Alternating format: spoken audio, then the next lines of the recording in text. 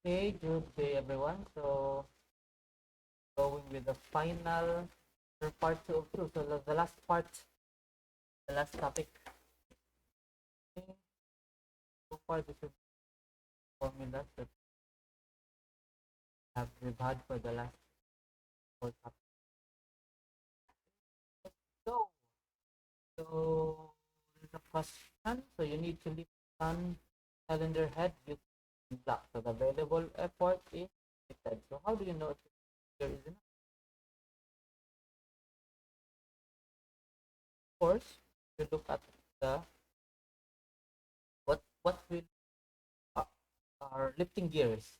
What will use, di ba? So maybe we will use crane, we use sheet block like this one. Maybe we'll use hydraulic jack to form the cylinder head, hydraulic inches, mali man.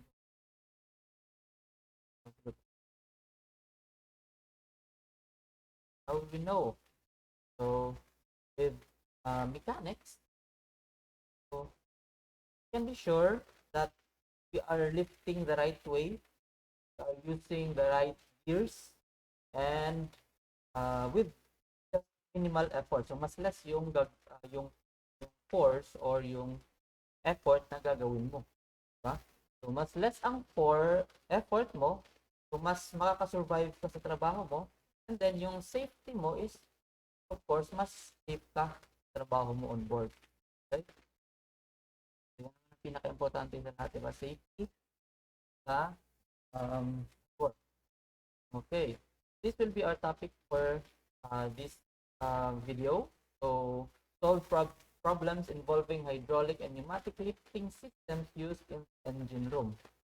So, topic lifting machines, subtopic machine work, velocity ratio, mechanical advantage, efficiency, ideal effort, ideal load, and application of mechanics. So, we have different types of lifting systems like the crane, rope, pulley, wheel and axle, the differential pulley blocks, scrub winches, hydraulic jack, and so much more. Actually, mga pneumatic, marami yan. Board. Okay, so we will go now. Hydraulic and pneumatic lifting systems. So this is a course for marine engineering. In mechanics application lifting system for marine engineering. Okay, analyze lifting machine, solve, apply engine room equipment. Let's go. Importance of lifting systems and handling heavy load safely. Okay, so these are the different lifting machines that we can be used.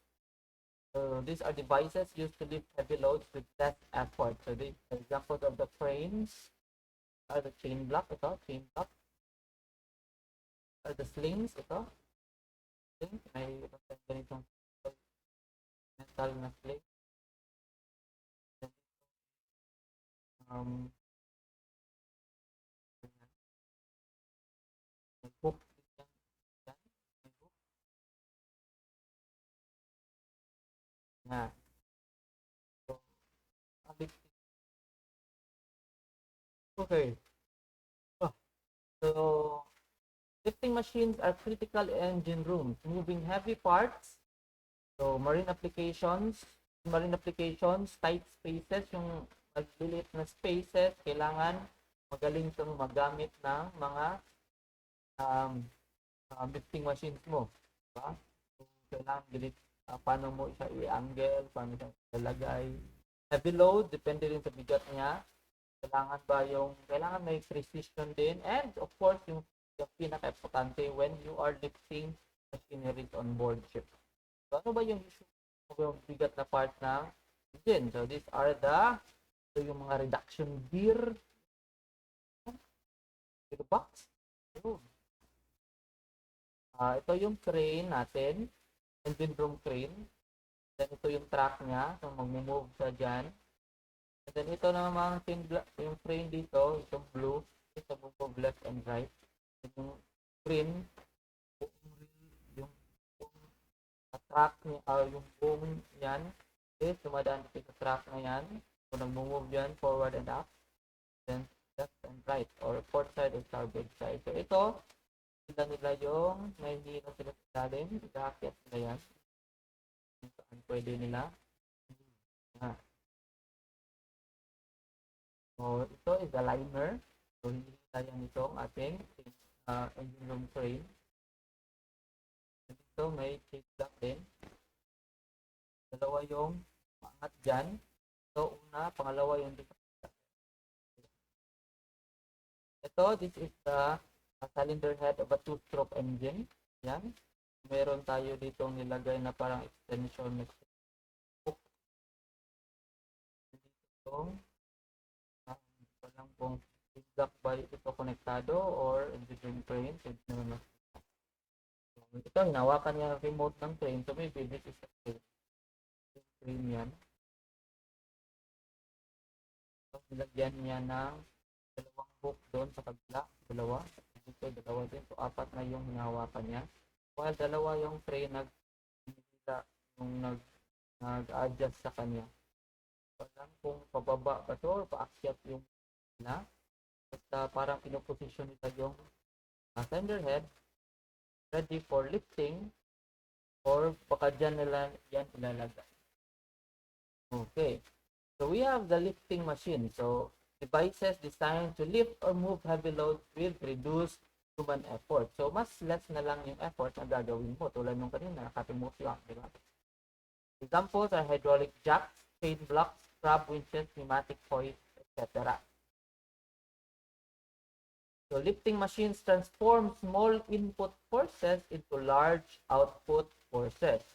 Yung isang hila mo, kahit na ikaw lang yung humihila, naaangat mo yung mas mabigat pa sa'yo. Ang gano'n. Diba? So, this is an example. This is a motor-driven na crane. Yan. Ito yung remote niya. So, this is parang solid ba ito? Pneumatic. Ito pneumatic naman. Okay. So, dito naman meron siyang hydraulic jack. So, kahit nagpa-pump ka lang dyan, dito is umaangat siya. Pero pag tawag doon, lagay mo yan sa balikat mo, hindi mo yan maaangat. This is crane. Crane. Crane yan. Ito.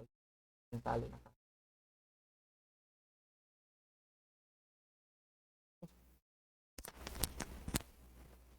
Hello? So, narinig ba? So, balik tayo. So, di ko alam kung narinig nyo yun. Balikan nga natin. Okay, so ito yung topic natin. Then, ito yung mga different types of lifting machines. May chain block dito. This is motor-driven na chain block. Or usually, tinatawag na rin yan na crane. Pero parang chain block lang yan na di motor. Diba? Ito naman, yan, chain block din yan na manual. Ito, chain yung hinihila mo dito is ito, may handle siya na. Yan yung minumove mo para gumalaw yung hook and chain mo. So, yung hook. So, yung sling. So, this is sling. Ito, sling din to. Metal na sling. Yan. So, yan. Lifting machine. So, this is a reduction gear. So, pag hindi mo yan kayang iangat ng mano-mano, so, gamit ka na lang ng lifting machine. So, mas less effort yung ginagawa mo. Mas safe ka pa kasi nandun ka lang sa malayo. This is the engine room crane. Pwede siyang, itong blue, this is the crane niya. Dalawa yan. So, pwede siyang mag-move left and right or port side and starboard side. And then, itong buong engine room crane mo is nag-move dito sa track na to. So, nag-move din yan aft and forward and aft. Okay, so dito may hinihila siya. Okay, ito yung liner ito ng part ng engine. This is the liner. And then, meron tayong chain block engine room crane dyan. Nakahook dito. Gumagamit sila ng sling for extension. Yan. Kabila, parang hindi ko sure kung may nakakonekta doon. This is a chain block na may railing siya, may rail siya. Pwede siyang dumaan dyan. Okay, this is a cylinder head. Tapos, since dalawa lang yung ano ito? Yung ito yung remote nung chain block, yung crane, engine room crane, dito yung hook niya, dalawa lang. So, gumamit sila ng splitter para dalawa, hindi ko alam yung tawag dito. So, may hook and chain din yan na dalawa. Dito nakahawak ka doon sa likod. Dito at doon. Kasi apat dapat para balanse yung pag-angat mo. Hindi yan iikot babaliktad pa ilalim yung ating cylinder head. So yan, lagay sila ng apat, konektado sa isa, and then dito konektado sa isa, then connected dyan sa okay. Okay. So yan, hydraulic jack yan. So crane, yan. Ito is electric motor driven. Ito parang pneumatic siya. Okay, kasi parang pneumatic to. Tapos may lubricator, air lubricator. Okay, so let's go with machine work. So work is equal to force times distance. Yun yung tinuro sa atin, di ba? Energy required to lift load. So mas malakas yung pwersa mo at yung distance na travel mo, so mas malakas yung work na ginawa mo, di ba? So ano ba yung work? Ito, tulad nito. Kumuha siya ng mahabang tubo. So pag mas pinahaba mo pa yung tubo, mas konti lang yung pwersa na gagamitin mo para maiangat mo yung bigat dito sa kabila. Dito. Kabila na dito naman is nahati sa dalawa yung bigat kasi may pwersa dito, may pwersa dyan, ginamitan mo ng pulley. Ganun. So work is effort applied times distance moved by the effort. So ito yung work output, load lifted times distance moved by the load. So in real machines, output is always less than input because of friction. So may mga losses din pala tayo dito. Okay? So key formula, work is equals to force times distance. So ito yung force applied effort mo. So yung force na binibigay niya. Tapos, pinupush niya yan pa baba. Habang dito naman, ito yung distance moved by the load. So, umaangat yung piston or itong hydraulic jack. Umaangat yan hanggang pataas. Okay, so work is equals to force. Yung force mo dito times the distance mo dyan, yan yung makukuha mo. Multiply mo yan, makukuha mo yung work output mo. May work output ka pa. So kung hindi ito gumagalaw, wala kang work output kahit na anong effort yung ginagawa mo. Or meron pa rin pala, pero mas less lang yung work output mo kasi hindi siya gumagalaw, diba? So in real systems, output work is always less than input work due to internal friction in the hydraulic fluid seals and mechanism.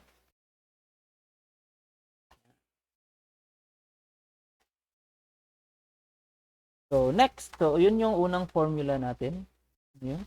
Work is equal to force times distance, or this is also equal to the load lifted multiplied by the distance moved by the load. So yeah, distance moved by the load, then load lifted. Okay, we have another one. We have the velocity ratio. Ano ba ito? So velocity ratio is the distance moved by the effort over the distance moved by the load. So ilan yung may movement ba yung effort mo? And then may movement ba dun sa load na gusto mong i-move? Okay.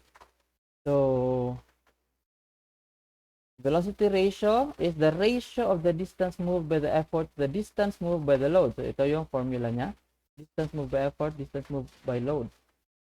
So interpretation natin, less effort, pag mas mataas yung VR mo, mas mataas yung distance moved by the load, so less effort. The higher the VR, less effort required or more effort movement required. What is sabi niya? The definition, ratio of the distance moved by the effort to the distance moved by the load. Okay? So formula, So yun, divided by higher VR means less effort needed but more movement pala is required. So hindi more effort. More movement is required. So, tulad dito. Distance moved by the load. Ito yung distance moved by the effort, ang taas-taas ng distance na move niya. Pero konti lang yung movement dito. Sa load. So, distance naman yan. Pero syempre, mas less effort to kasi ang haba ng tubo. Diba? Okay. Next. Apat na ba to? So, we have number 4, mechanical advantage. So, ano ba yung mechanical advantage? It is the load divided by the effort. So, mas laki yung load mo kaysa sa effort mo. So, mas mataas yung mechanical advantage. Pero pag mas mataas yung effort mo kaysa sa load mo, so mas maliit yung mechanical advantage. Disadvantage na yun, di ba? Ito yung effort mo, dito yung effort, ito yung load. Load, dito yun. Ito lemon squeezer at ito. Ito yung effort mo. Ito yung load. So, ano ba yung mechanical advantage mo dito? Mas haba yung efforts mo kaysa sa load mo. Okay, let's go. Understanding mechanical efficiency. So, ito ang mechanical advantage. Okay. Continue sa mechanical advantage, number 4. It is the ratio of the load lifted to the effort applied. Ito. Efficiency nito Ang mali yung picture. Okay, formula load over effort. If you lift a 200 kg load using 50 kg effort, so kailangan yung mechanical advantage mo is 4. So if you have the same, bakit efficiency kung nandito? Okay, ano muna natin yan. So that is the formula for mechanical advantage. So load over effort. So if you have lift a 200 kg load using 50 kg, grabe no? Ang liit lang ng effort mo pero kaya mo yan. So using of course the lifting machines. Lifting machines or lifting tools. Okay. Next we'll go to the efficiency. Efficiency is equals to mechanical advantage divided by the velocity ratio times 100%. So it indicates the machine losses. So pag i-divide mo yung mechanical advantage mo divided mo by the velocity ratio, makukuha mo ngayon yung efficiency mo, and then makikita mo rin yung losses sa machinery mo. Ito yung formula ng mechanical advantage, load over effort, and then velocity ratio is effort distance over load distance. Okay, efficiency, how well the machine converts input work into useful output work. So mayroon talaga mga losses yan. Pag ideal yung machinery mo, of course, 100% efficiency yan. Pero pag sa tunay, real machinery is less than 100% yung efficiency mo. So we have here a gantry. Ito yung gantry crane. Of course, meron tayong mga internal leakage, meron tayong mga friction and bearing. So may mga losses talaga yan. So usually yung mga MA mo is usually mga 6, around 6. While yung VR mo is 10, so yung efficiency is around 60%. 40% will be the losses na. Okay? Dito naman, this is the ideal machine. So, sabihin natin, this is a hydraulic system. Sabihin natin. So, yung MA mo is 100% or 10, and then yung VR mo is 10, so efficiency is 100%. Although this doesn't happen on board, of course. So, let's go. This is the ideal machine. So, ito naman yung ideal effort. Ano ba to? Parang gusto mo siya. Binigay mo na sa kanya lahat. Todo effort ka na, pero ayaw niya pa rin. Yun yung, hindi na yun ideal effort. So, effort is equals to load over VR. Assumes no friction. So, ideal kasi siya. So, walang friction siya kasi perfect, ideal. Efficiency, 100%. So, effort required of the machine were 100% efficient. So, kung 100% efficient yung machine, wala siyang leakage, wala siyang friction, so ilan kaya yung ideal effort na apply mo. So, used for design calculation and comparing machine performance. So, ginagamit lang to for designing machineries, pero on board, syempre hindi na to na-apply. We have another one, we have the ideal load. So, it is the maximum load that could theoretically be lifted with a given effort if there were no losses. So yan, ideal lang yan, 100% efficient. So, yung effort mo multiplied by the VR. Hindi naman masyadong. So, dito, meron tayong claw hammer. Ilan yung effort mo dito? Makuha mo ideal load. So, effort, ito load, dito yung bigat load. Ito yung effort mo. Dito, yung effort mo nandito sa muscle mo. Tapos nandito yung bigat sa libro. Diba? So, ganyan.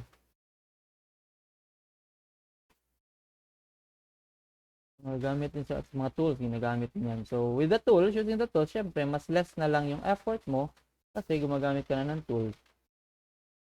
This is the pliers, nut cracker, sugar tongs. Ideal versus actual machine. So, we have the MA versus VR. So, yung formula kasi ng MA is equals to load over effort, while yung where effort is equals to where VR is equals to load over effort. So, mas mahirap to, mas maganda to explain pag nasa board. Hindi kasi nakasulat yung mga formulas natin. So, we have the MA is equals to load over effort. Kung ma-refresh, matingnan nyo sa previous slides. So, and then, since yung effort naman is equals to load over VR, so using this, lagay natin yan. So, VR is equals to load over effort. So, same lang siya, which is MA is equals to load over effort, VR is equals to load over effort. So, what is the difference? Kasi, yung difference lang nila is yung MA is ito yung ideal, while yung VR naman, ito yung actual machine. So, may losses na pala to. Ito is walang losses. So, actual, ideal yung MA is equals to VR. Pero yung actual, MA is, baliktad pala, MA is less than VR pala due to friction. So, yung MA, ito yung, ang pangalan ng MA? Mechanical advantage. While yung VR is velocity ratio. Siyempre, wala namang losses sa velocity ratio kasi mga distance lang yan. Distance moved by effort divided by distance moved by load. So, wala siyang friction. Ito naman, meron friction. So, yun. So, real effort. Paano ba to? Real effort. Effort is higher due to losses. Important in real operation. So, minsan, mas gusto natin mag-effort, di ba? Kaysa yung hindi na walang ka-effort. So, I'd rather argue with you than kiss someone else kung walang ka-effort. Relate ba? Or ayaw nyo nito? So, bakit may real effort ito? Application. So, dito na tayo. Application of mechanics in lifting systems. Yan. So, first, we have here the crane and rope pulley blocks. Yan. We have differential pulley block. Ito yung differential pulley block. May dalawa siyang pulley dyan, and then magkakaroon ng differential dyan. We have here the wheel and axle. We have the crab winches. So, gamit sa mga winch. And we have the hydraulic jack. So, isa-isahin natin yan. First, we have here a pulley example. So, saan ba dito, 4 pulley systems lift the same load? So, same lang yung load niya, same lang yung bigat dyan. Which system requires the least effort force to lift the load? So, saan daw dyan yung pinaka-less yung effort mo? Sa system 1 ba? Na pag dito, ihilahin mo, and then, hilahin mo agad dito. Or sa system 2 ba, na yung dito is nakatali dyan, and then, nandito yung axle niya, ito pulley, and then, dito yung effort mo, hilahin mo pataas. Dito ba na dalawa yung So, saan ba ito galing? Dito galing sa gitna. Bigat ng load. And then, dito may tali ka. Dito tali doon. Hanggang dito tali. And then, dito mo hihilahin. Dito, yung chain mo is dito pala. Ayan. That chain dito. Yung rata. So, dito nakakonect tayo yung chain. And then, hilahin mo to maglalapit yung dalawang bilog. Or dito. So, pag hila mo dyan, hila mo dito. So, may hila dyan, dito, hila. Hindi masyadong makita. Saan siya dadaan? Hila, hila, hila. And then dito, angat. Tandyan yung pinaka less yung effort daw. Okay? So, tingnan natin. So, dito we have the force which is same lang yung force. Yung height is same lang. So, yung effort, tingnan natin. Ilan yung effort niya dito? So, dito, yung effort na ginawa niya is since 100 Newton yung bigat. So, yung 100 Newton, hinila niya papunta dito. So, 100 Newton yung force na ginamit niya. Okay? Pero dito, nung dalawa na yung ginamitan niya yung tali, so, hinila niya dito. Ang mangyayari is, pag hila niya dito nakatali, so, nakatali yung kabilang side, nakatali dito. And then, hihilahin mo siya sa kabila dito. Okay? So, ang mangyayari is, yung kalahati ng force is nandito naka-connect while yung kalahati is dito sa'yo.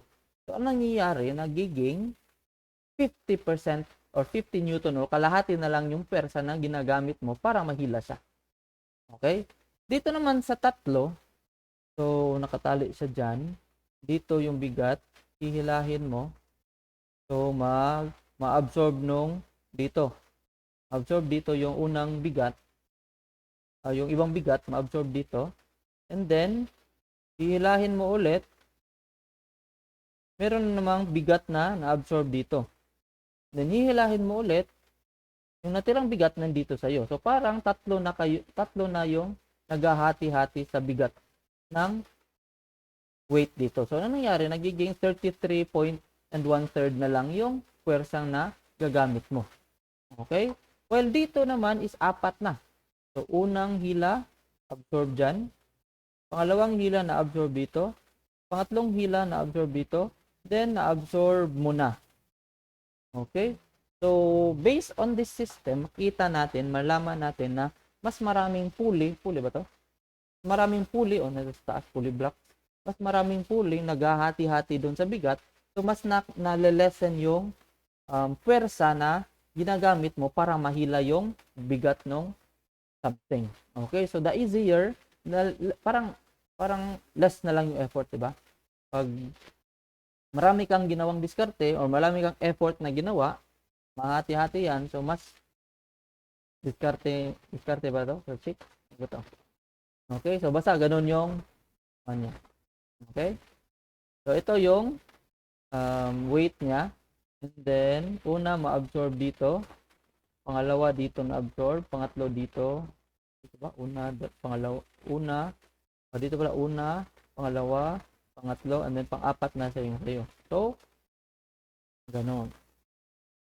So, mas less na lang yung effort mo sa pagpaangat ng weight.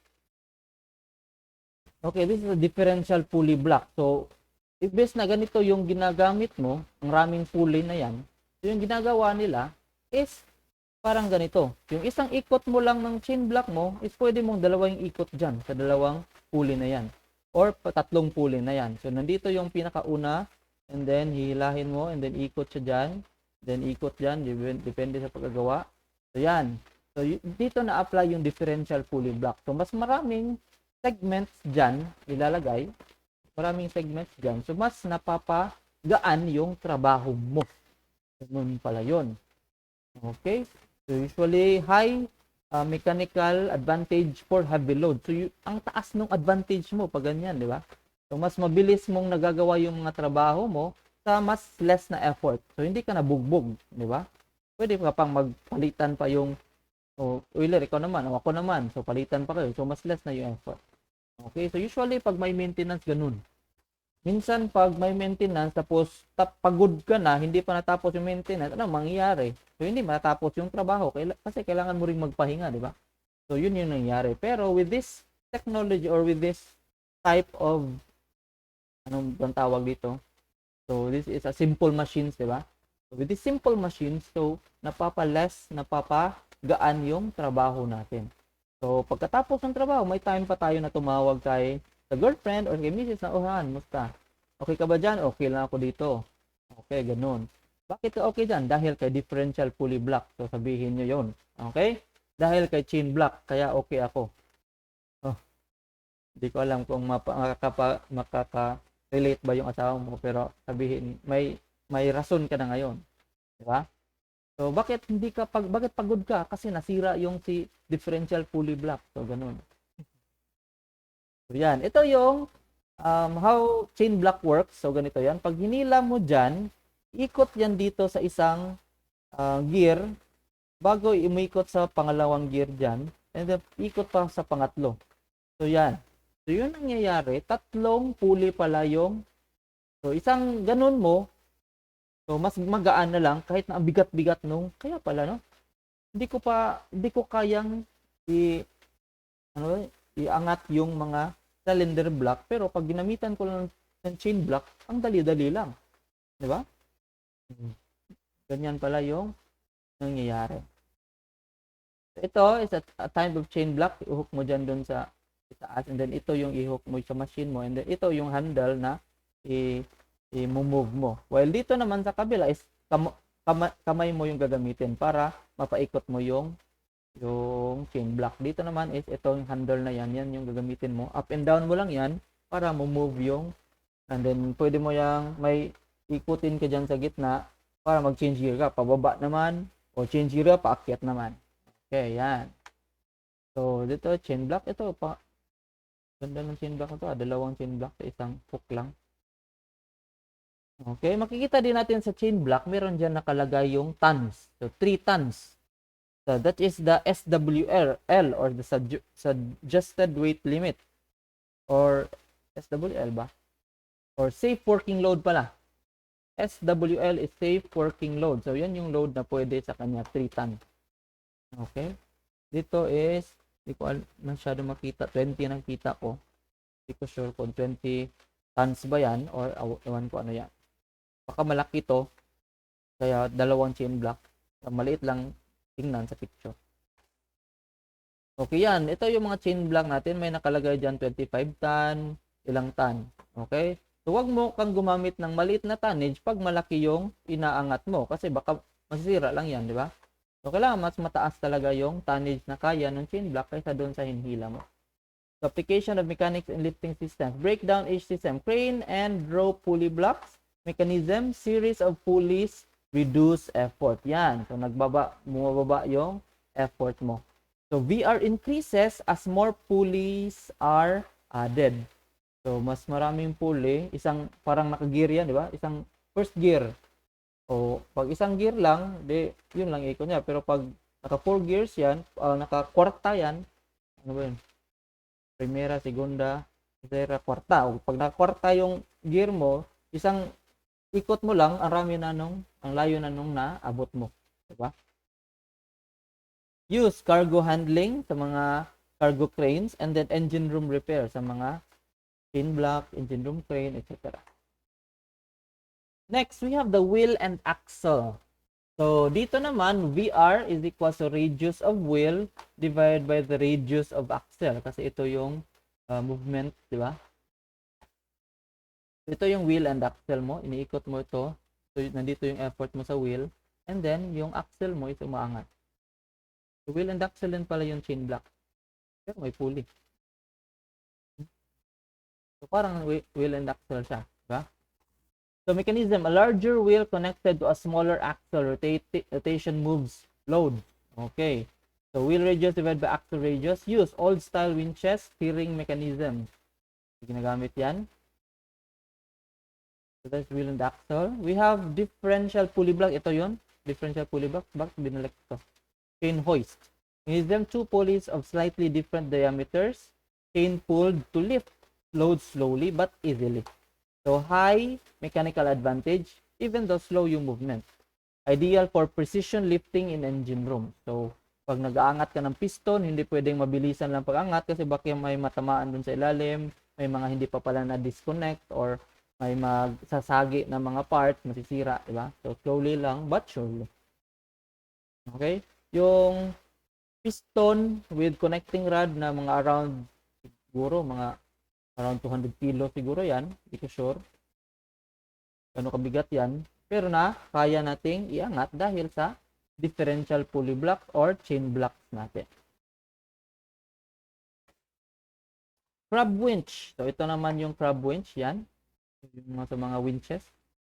Manual or power drums, winding a rope or cable, horizontal or slight vertical movements, pulling engines onto beds, tightening heavy equipment, or yung mga angkla natin or mga tali natin na nag-hold sa barko.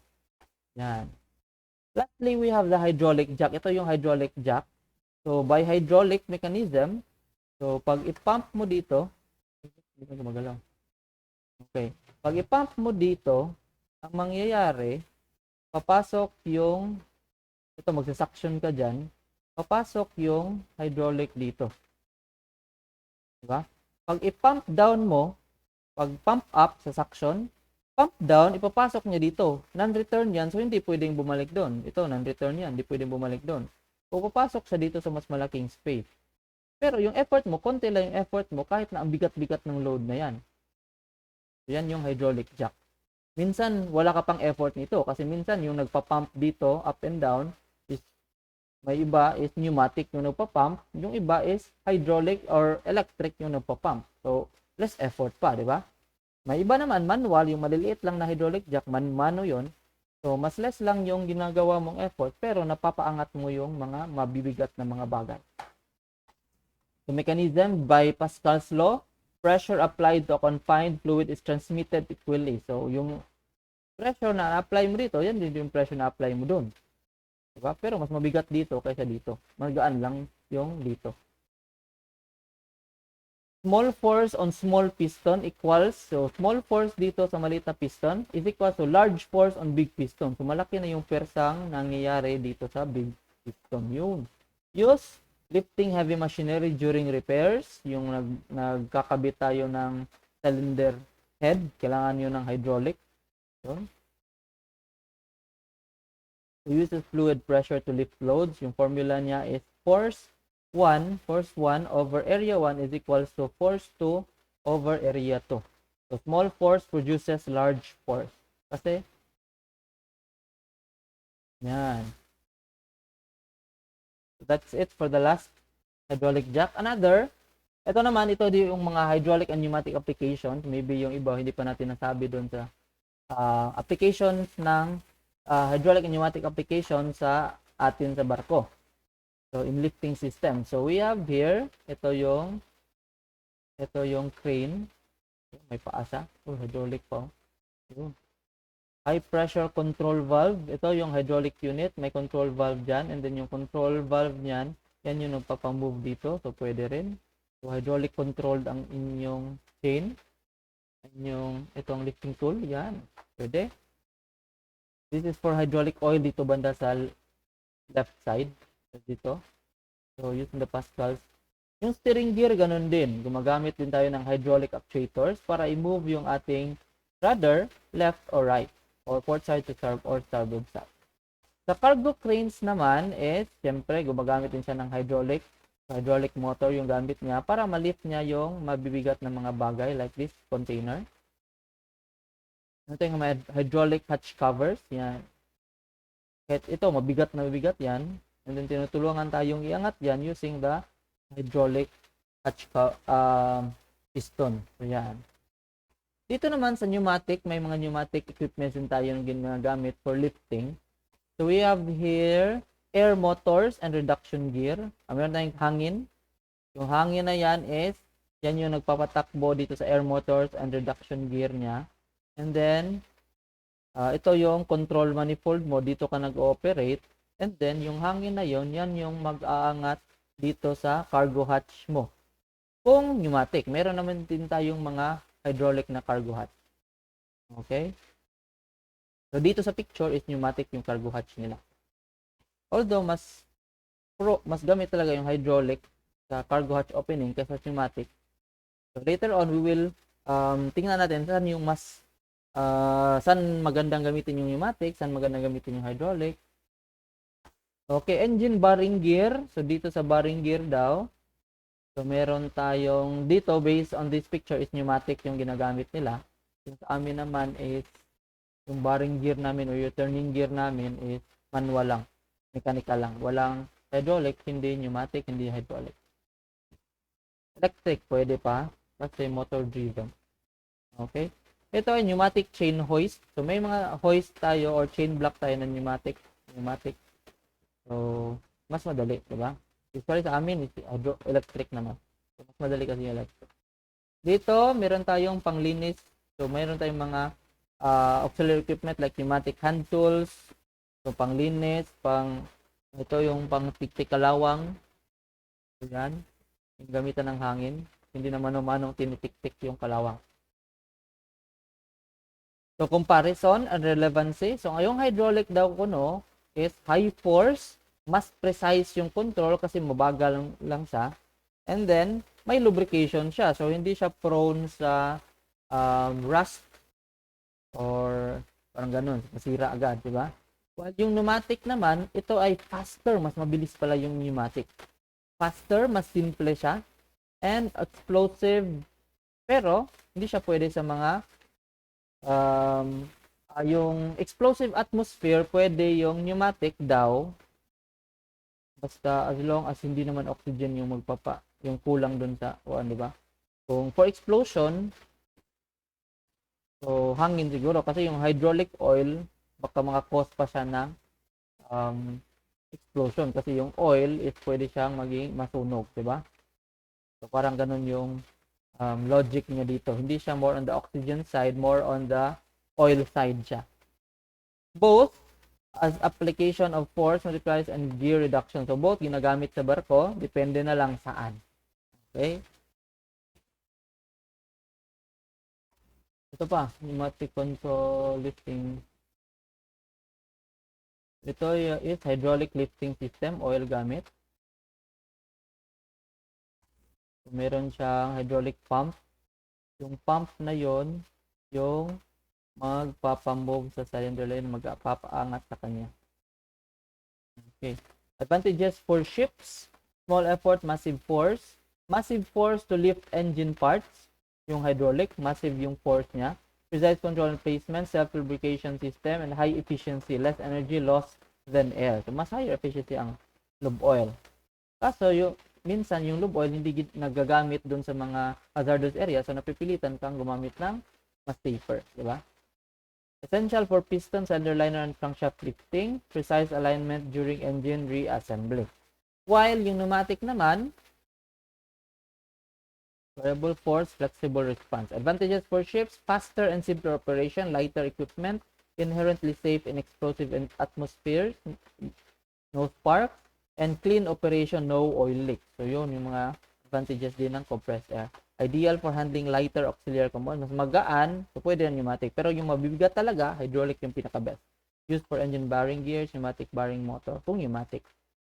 Yan. Hydraulic application using, tapos tayo dito. We have here the hydraulic jack. Ito, chain block, hydraulic jack. This is the steering gear. Okay, so far, these are the formulas that we have. Load is, ito yung force times area. Force times distance pala. Wala yung force times distance dito. Wala. VR, yan. Mechanical advantage. And then efficiency. And ideal effort, actual effort, and ideal load. So we have the formulas in here. So, ito yung formulas natin. Mechanical advantage is equals to load over effort. Dito naman is efficiency is equal to work output over work input, which is the MA over VR. Yung VR naman is equal to distance effort over distance load, DL yan, DL. Ideal effort is equal to load over VR, and work is equal to force times distance. So these are the formula. So we have a sample problem here. And using the formulas, lalagay mo na lang yan doon yung mga kailangan mong data. So you can solve for everything na. So calculate the velocity VR of the hydraulic jack, mechanical advantage, ideal effort, actual effort, ideal load, and efficiency. So here's the computation. Di ko sure kung tama to. Di ko pa na double check. Double check nyo na lang, baka mali. Other problem. So ganito yung mga problems na gawin natin later on before the exam, during the exam also. So papaktisan natin yan during our meeting na. Another problem. Okay. So dito naman tayo sa safety considerations when using lifting equipment. So dito kasi, yung ginamitan nila, ito yung chain block mo. Meron siyang hinihila dito and then tagilid pa, hindi pa talaga pa straight yung chain block, nagtagilid pa. 'Di ba? Pwede ba 'yon? Pwede, pero parang unsafe. And then dito, tinali siya sa isang may chain dito. And then dito, meron ding hindi chain to. Ito yung parang lashing, pang lashing ata to. Kung hinihila mo 'yan, para ma-secure mo yung isang bagay. So this one is not metal, ito yung metal. So maybe pag pinersa mo siya, lahat ng weight is nandito kasi ito masisira lang to pag hindi na kinaya, di ba? So safe ba siya? Parang hindi. Then may chain block dito, nakakabit dito. So ito pala parang kinabit pa dito yung kabila. Para ito yung chain block kabila, ito yung chain block. Yung dito naman is chain block attached to other lifting chain. So ito yung parang unsafe kasi ito secured to. Ay, ito yung daanan ng hangin. This is the air duct. Tapos dyan mo nilagay yung chain block. Di ko sure kung secure ba yung nilagyan ng chain block niya. So parang ganun unsafe. So tingnan natin yung safety considerations when using this lifting equipment. So check the safe working load niya. Ilan kaya yung tons dito? Hindi nakalagay. Baka sa kabilang side, nakasulat doon. Ilan ba yung tons dyan? Kaya ba niyang iangat itong inaangat niya dito? Hindi ko naman nakita kung ano yung inaangat niya. Avoid overlapping. So, saan ba yung overlapping dito? Parang, hindi ko sure saan yung overlapping dyan. Dito ba yung overlapping niya? Baka wala siyang mahawakan dito. Kaya nilagay niya. Kumuha siya doon at dito. Para mahinawakan siya doon sa kabila din. Para maka-hold yung pinlock mo. Pero maybe, pag ito yung gamitin mo, dapat pantay lang yung, kung metal dito, baka mas maganda metal din sa kabila para pantay lang yung pwersang natatanggap nila, di ba? Hindi na pwersa yung kabilang side lang. Di ba? Inspect equipment. Equipment, baka walang inspection yan. Kailan huling in-inspect yan? Tapos, wala bang sira? Wala bang mga, ano ba yun, corrosion, mga rust, o mga damages? Yun. Usually, weekly to chine-check ng mga officers or ng engineer. Yan. Ito mo, nakatali naman. Ito yan. Ito mo maintindihan yung naggagawa nila dito. And then, person injured during lifting of compressor. This is the picture pala. Compressor pala yung inaangat nila. So, yung nangyari, ang person na nag-angat ng compressor is na-injured dahil dito sa pinagagawa nila. May mali talaga. Baka dito is bumigay itong isa, tapos ito is nahulog doon sa baba, nandun yung personnel sa ilalim, na bagsakan yung ulo or natamaan or anong nangyari, na injured. Okay lang kung naka-helmet, pero may injury pa rin. Di ba? Lalo na pag walang helmet yun. Iwan ko. So, kailangan may safety considerations when using this equipment. I-check nyo kung tama ba yung ginagawa nyo. Minsan din, kailangan pag hila nyo, kailangan kung saan siya pwedeng bumagsak, tingnan mo kasi baka bagsak papunta sa'yo in case lang na mahulog. So, kailangan safety first muna. Check mo, uy, parang dito mahulog yan. Okay, dito ako position. Dito ako maghihila kasi unsafe ako doon. O, ganun. So, discarding malupit. Gamitin mo. Okay, dapat sure sa trabaho. Pag alanganin, okay, stop muna. Parang may something alanganin tayo dito. Okay? So, double check. Risk analysis. Yan. So, ano ba yung mga common failures sa mga lifting systems natin? Una, we have the friction failures. Nasobraan sa friction, hinayaan mo lang, and then nasira yung bearing, nasira yung gears, nasira yung itong tali, cable niya, or cable binding and drag, yung cable na nagkabuhol or na masyadong na drag na siya kasi wala nang parang hindi na siya kumakapit sa bearing mo or dito sa pulley mo. Okay? Bearing yan. Baka uminit sobra. Friction loss yan. Another one is leakage failures. So, system efficiency, system reduced. Pag may leakage. Tapos, pag misalignment pa, failure of risk. So, pag misalignment yung dapat pataas yung angat niya, patagilid pa yung pag-angat niya. So, may mali. Diba? Leakage, pressure loss, uncontrolled load movement, environmental hazard, and inefficiency. Or baka madulas ka pa dyan. So, mga leakage yan. Misalignment naman is baka hindi misalign yung paggamit mo, di ba? Baka mas matensyonado siya, mas mahirapan siya pag misalign. Dito is yung kable is parang naiipit kasi nagiging hindi siya align. So, yung wearing or yung nag-worn agad yung cable natin. So, pag madaling mag-worn yan, so maputol yan, bagsakan ka pa, di ba? Uneven force distribution yung mangyayari, magkakaroon ng excess wear and increased bearing stress pag misalignment.